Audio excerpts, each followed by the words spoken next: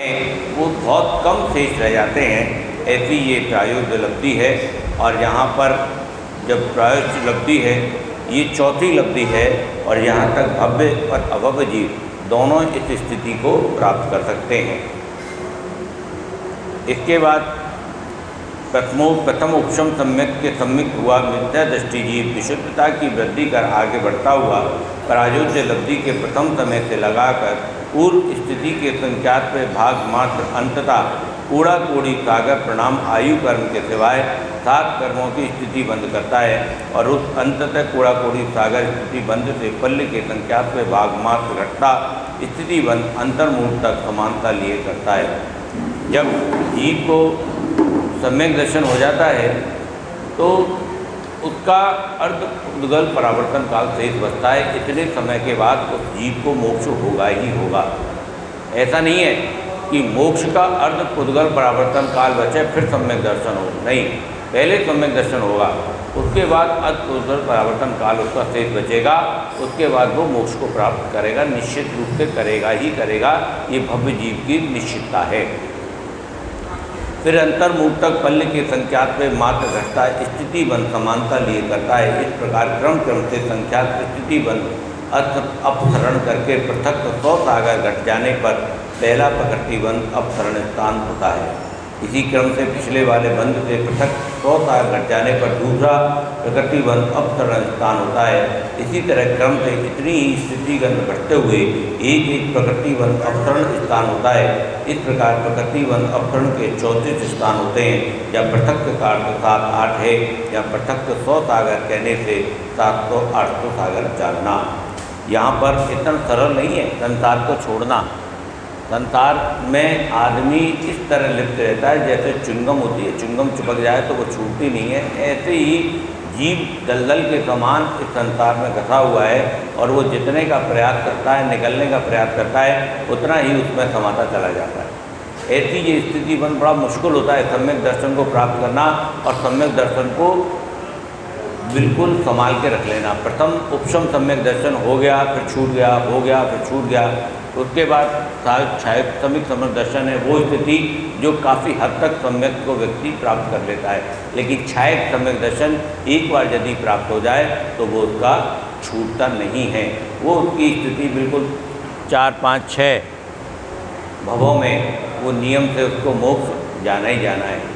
जितने भी वैसे तो छायक सम्यक दृष्टि के रूप में यदि जन्म लिया है तो उसी वक्त से वो मोक्ष जाएगा। और उसके बाद फिर ये करण लब्धि 5वीं लब्धि है जो केवल भव्य जीवों की होती है। 5वीं करण लब्धि भव्यों को ही होती है, अभव्यों के नहीं होती। अधःकरण, अपूर्वकरण, अनुवृत्तिकरण ऐसे 3 करण हैं। या करण का अर्थ कथायों की मंदता से होने वाले विशुद्ध आत्म परिणामों से है। पूरा जैन धर्म पढ़ लो, पूरे जैन धर्म में जहाँ भी पढ़ने को जो भी कुछ मिलेगा उसमें यही आएगा कि आपको कथायों का मंद करना है। कैसा करना है सबके लिए कल सुधा सागर महाराज ने बहुत अच्छा बताया था कथाएँ के बारे में कि मुनि को कथाएँ कैसी करनी है, प्रतिमाधारी को कथाएँ कैसी करनी है, संसारी को जी कथाएँ कैसी करनी है। संसारी को कथाएँ करनी है कीचड़ में लाइन खींच दो, प्रतिमाधारी को जैसे रेत में लाइन खींच दो और मुनि को जैसे जल में लाइन खींच दो। ये इस स्थितिकरण की यदि कथाएँ जहाँ पर होती है वहीं पर ये कर्ण लब्धि आदि लब्धियों की प्राप्ति होती है। कषाय जब तक हाँ ये मुनि को इतनी मतलब करनी तो होगी। संसारी जीव को कषाय से तो बच ही नहीं सकते क्योंकि जब तक मोह है, मोह होगा जहाँ राग होगा नहीं होता। 13वें गुण स्थान तक रहता है, ऐसे नहीं छूटती है। मुनि को भी अपनी टीआरपी, अपने गुणस्थान, अपना स्थान, अपना मान, सबको भाई मुनि कोई आसमान से थोड़ी आए हैं, मुनि भी तुम में से बने हैं। जो तुम्हारी गृहस्थ में अवस्था थी वो गृहस्थ की अवस्था इतनी जल्दी नहीं छूटती।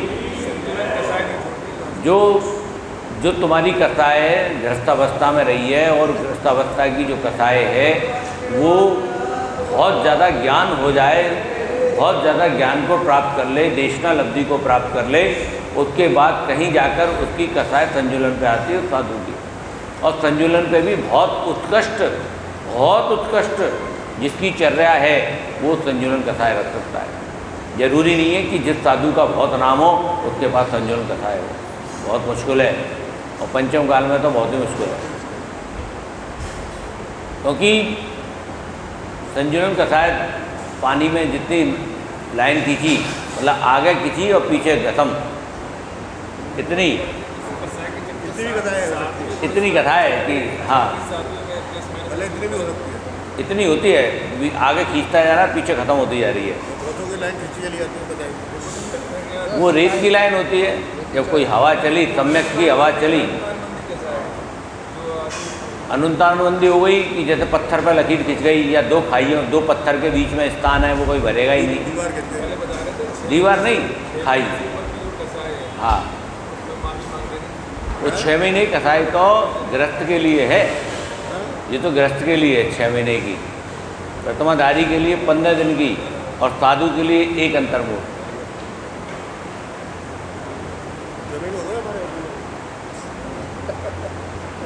6 माह से ऊपर ज़्यादा तीव्र राग द्वेष और कसाय यदि 2 जीवों के बीच में रहती है तो नियम से उन्हें फिर अगले भव में वो दोनों जीव कसाय लेके पैदा होंगे और एक दूसरे के, और फिर से वही कमट और मजबूती आदि आदि आदि आदि, नारायण पति नारायण, नारायण पति नारायण,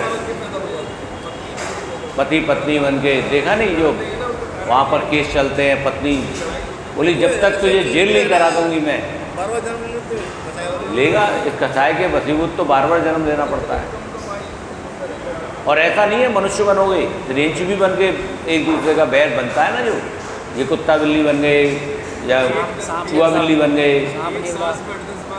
हाँ वो तो निगोदी वो है, लेकिन जो बैर है, जो कसाय है, वो 6 महीने किसी भव में ख़त्म कर लो, अपनी तरफ से ख़त्म कर लो कम से कम, कि भैया ठीक है चाय वाय पिला दे, तेरे घर आए हैं।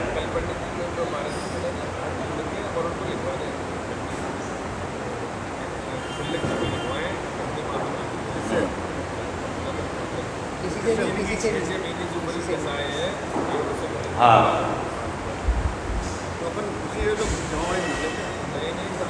इसीलिए क्षमावाणी साल में 3 बार आती है। क्षमावाणी इसलिए साल में 3 बार आती है, क्योंकि 2 बार आएगी तो 6 महीने से ज़्यादा समय हो जाएंगे। लेकिन हम लोग क्षमावाणी केवल 1 बार बनाते हैं कि चलो 6 महीने हो गए, लेकिन इस बार तो 7वां महीना लग गया, लेट हो गए 10 लक्षण पर्व। इसलिए आचार्य बहुत ज्ञानी थे, उन्होंने कहा ये श्रावक जो है इसका फ़ायदा उठाएगा, इसलिए साल में 3 बार रखो 10 लक्षण पर्व, क्षमावाणी 3 बार रखो, तो 3 बार वात्सल भोज का प्रायोजक ले आओ, बना लेंगे, हमारा क्या दिक्कत है। अद्भुत प्रवत देखो शेखर चंद जी कितने खुश हो रहे हैं, 3 बार वात्सल भोज। तो यहाँ पर अपन लोगों ने ये 5 लब्धियाँ पढ़ी, 5 लब्धियों के द्वारा ये जाना कि किस प्रकार सम्यक को प्राप्त हम कर सकते हैं।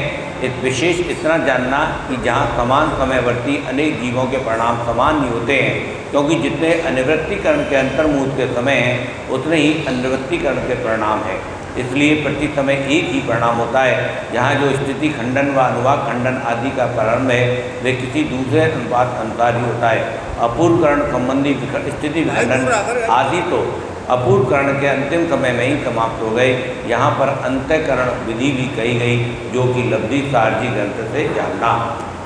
अब इसके बाद यहाँ तक तो हमने ये पढ़ा कि सम्यक दर्शन कैसे कैसे प्राप्त होंगे, कैसे कैसे कर्मों का क्षय होगा, कैसे कैसे हम अपने विशुद्धि बढ़ाएंगे।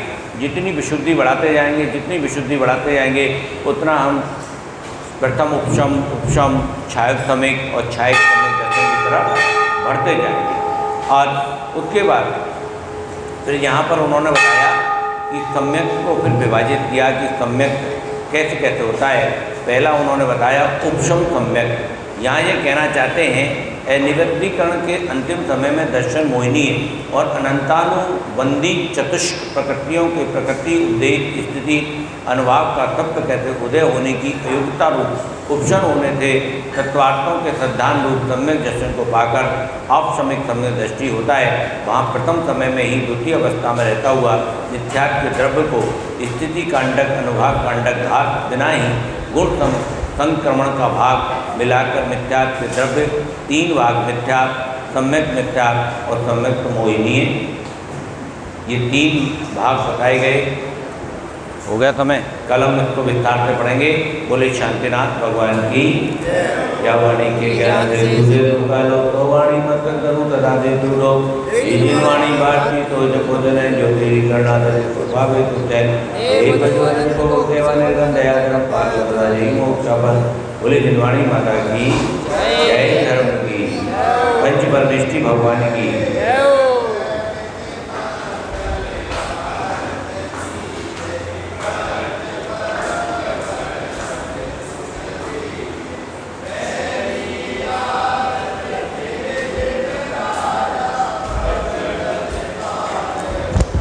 ये 3 चीज़ बहुत इम्पोर्टेंट है, मिथ्या, सम्यक मिथ्या और सम्यक